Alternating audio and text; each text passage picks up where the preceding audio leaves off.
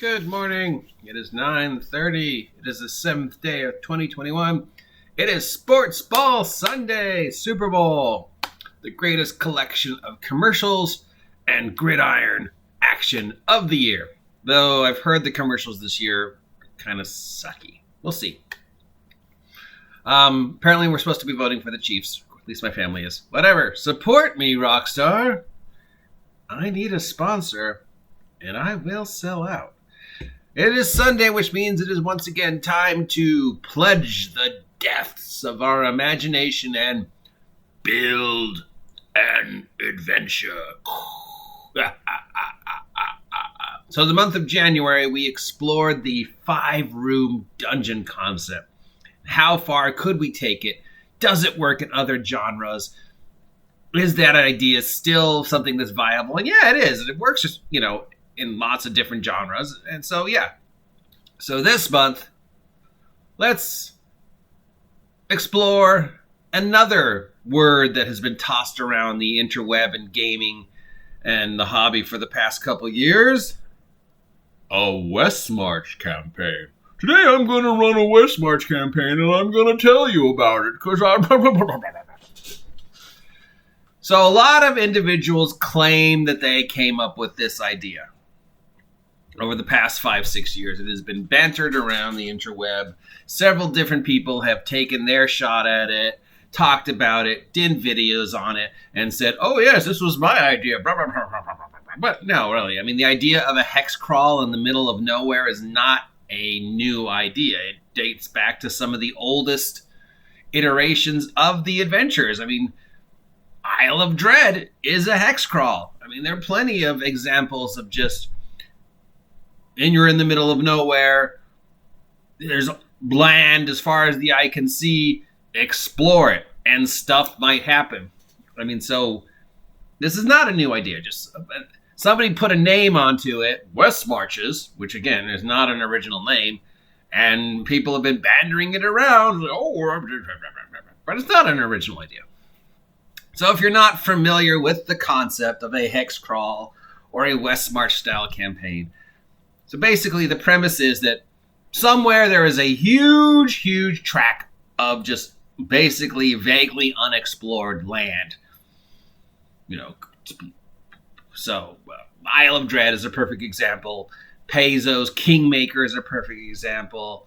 The Isle of Chult from Tomb of Annihilation is a perfect example. The deserts of Mulholland are a perfect example. Just Arizona is a perfect example. Just miles and miles and miles and miles. And somewhere in these miles and miles and miles and miles is the Westmarch. It's the town of Westmarch. That's what we call it, the Westmarches, because it is the unexplored West, the Great Wild West, dating back to the idea of, the Old West, and everything past this, the Mason-Dixie line is the Great Wild West, is the unexplored West. Somewhere there's a town, and this town is safe. It's sanctuary, and it's the only town. It is the town you can get. It is the farthest town from civilization. It's Mos Eisley Spaceport, And the adventures start in this town. Why are they there? That's for each individual to decide. But for whatever reason, all these other towns and all these other potential adventures over here aren't a concern. In the Westmarch campaign, it's over there, but it has no concern to the Westmarch hexcrawl world. And for whatever reason, our player characters either have started in this town or come to this town, and this town is safe. So the first thing we establish is nothing bad happens in the town. The town is always safe. Everything outside the town is potentially dangerous. But the town is always safe for whatever reason. So bad things never happen in town. Bad things could try and attack the town, but either the player characters stop it, or there's a powerful NPC and stop it, or whatever. But the town is in the middle of our hexcrawl. This is always safe. So that is the first rule. The second rule is everything past the town, outside of the town, is potentially dangerous. And there are zones Each zone being slightly more dangerous than the previous zone. So, like, the zone near the town, not that dangerous. I mean, there's stuff here. Bandits, goblins, Tuscan raiders, low-level mooks, maybe a baby dungeon or two. Nothing really that, your 1, 2, 3, 4th level adventurers are perfectly can handle. But the farther we get away from the town, the more dangerous the zones get. So that's the second. The third is there's nothing telling you where to go. And there's nothing stopping adventurers to wander out of the safety zone. You want to go all the way to zone 15 where the most dangerous monsters are and your 3rd level? Nothing's going to stop you. There's no walls because it's all outside. Each hex of the Hexcrawl has its own things going on, and every hex may or may not affect the previous hexes, but there's no rule that says you have to stay here. You could walk out of town and decide to go over here. There's better shit over here, better treasure, better rewards, more dangerous, more chances of dying. This is always safe, but out here is dangerous. And out here is always trying to kill you. Out here is outer space. Out here hates you and is trying to kill you. So that's the third thing. The fourth thing is out here is just filled with ruins and holes and potential adventure locations. But none of them are mandatory. You could go to this, haunted tomb here, or you could never go there. So we kind of have to sort of plan ahead with each session, because since the players can go wherever they want, they might go to this tomb and then decide, no, this is too dangerous, let's go over here. So the DM's got to sort of ask questions ahead of time. Where do you think you're going to go this session so I can prepare? Or just have a lot of shit prepared, or just a lot of great random tables. So if they do go to someplace, it's like, oh, roll. Okay, yeah. You've decided to go to the hole of the Dagger King, and it's okay. I'm just going to roll randomly. The fourth premise is a lot of question and answer. Why are you here? Why are you going there? What interests you? The best way this works is to get the players to do the most work for you that they can. So to make all this stuff out of here is just vague, and there's a lot of empty space that you could fill up. The idea is there's stuff out here that needs to be explored. There's dungeons and holes and tombs and ruins and, the remains of a great lost civilization. The Borrow Maze by Greg Gillespie is a perfect example of a hex crawl, dungeon crawl. Well, there's stuff out there, but you don't have to go to every single one. And Kingmaker by Pezzo, the Kingmaker Adventure Path, is another great adventure path about dealing with the hex crawl. There's tons of unexplored land, and everywhere you go, there's stuff. But you don't have to go because there's no overrunning theme. It's not like, a linear dungeon crawl. The players can do whatever you want. So make the players do all the work. Listen to them, talk to them, get them to tell you. Use the question and answer ideas like from Kids on Bikes and Dungeon World, where they tell you. You walk into a bar and you see the bartender and his name is, and you point to a player.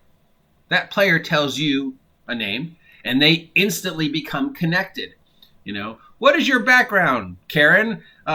Okay. Is any of that something you want to explore today? Is there anything any rumor you've heard, anything you guys want to think? And Karen says, well, I remember you mentioned a coven of witches.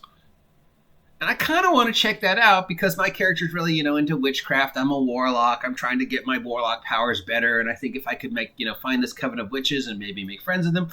Now, I don't know, maybe you plotted out the coven of witches and maybe it was just one of the many random rumors you tossed out and to see whether they take the hook. You want to do as little planning as possible because you have no idea what they're going to do each adventure. That's the thing about the Westmarch, the Hexcrawl. You don't know. So random tables and very little work.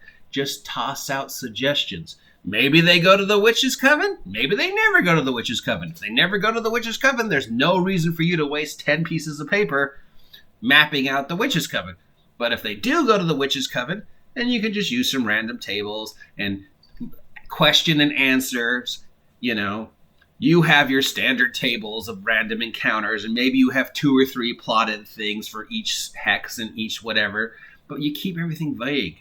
That's how the Hexcrawl works when it's at its best. Lots of rumors, lots of ideas, but nothing fleshed out because you don't know if they're going to go there or not. So there's no reason to build this if they never go there. Why waste your time? If they start showing interest in this, then yeah, you start plotting it out. You start, question and answers. You start asking yourself, okay, what would it be in the tomb of the Dagger King? How many levels? You use some random stuff. Maybe you use a pre-generated adventure and toss it in there. Like, oh, I don't know, Pharaoh. Oh yeah, there's a pyramid for whatever reason. Whatever happened here, where all these buildings came from, it's vague. It happened in the past. No one cares. They're there, waiting to be explored. This is all vast, unexplored land that the players can do whatever they want with. They want to make their own little kingdom over here? Great, fine. Let them. This is always safe. Nothing ever bad happens here. Everything outside is trying to kill you. It gets progressively more dangerous the farther you get away from here. This is filled with rumors and ideas and the hints that there are tons of adventures waiting for you, tons of money, tons of encounters, but also tons of danger. But it's all vague. Nobody knows. Nobody in the town really knows. There's no real records. So you have to ask the player characters, let them do the work, and as they do the work, you build the world together.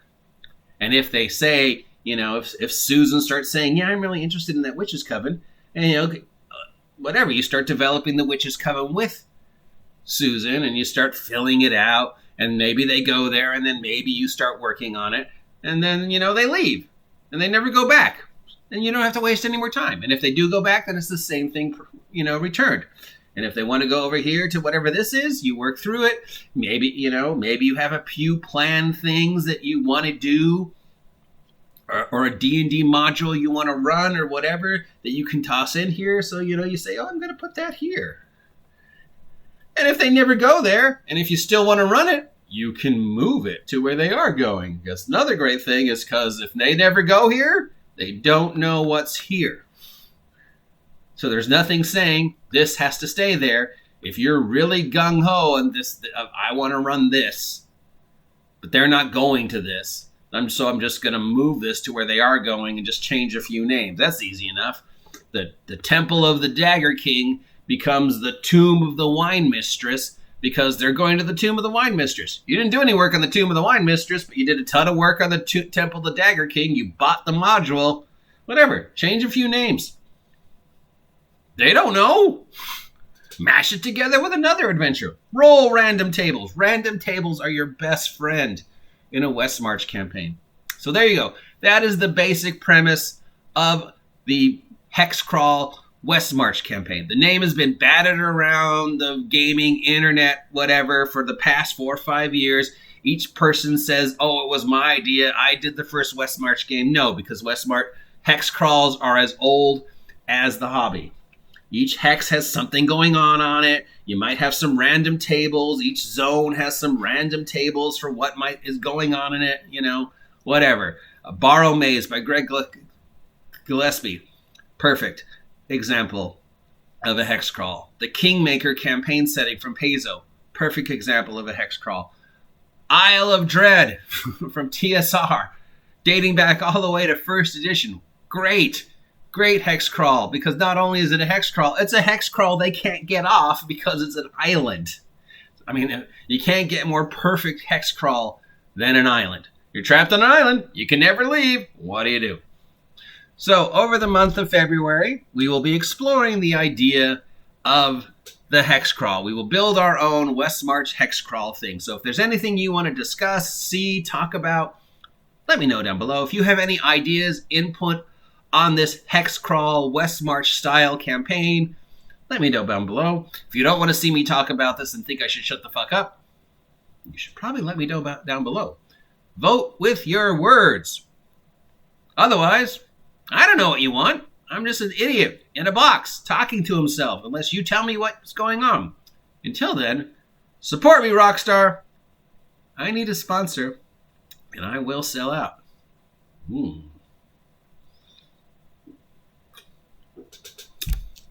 Sarcasm, my name is me. If you haven't subscribed yet, please subscribe. Help the engine that is the OGGM Adventures keep going. We hit 500 by August. We're going to do something crazy. Until then, enjoy the sports ball. Enjoy the commercial. Eat lots of junk food. Stay safe. Stay healthy. Stay hydrated. Stay awesome. I'll talk to you later. Yes, Hexcrawl.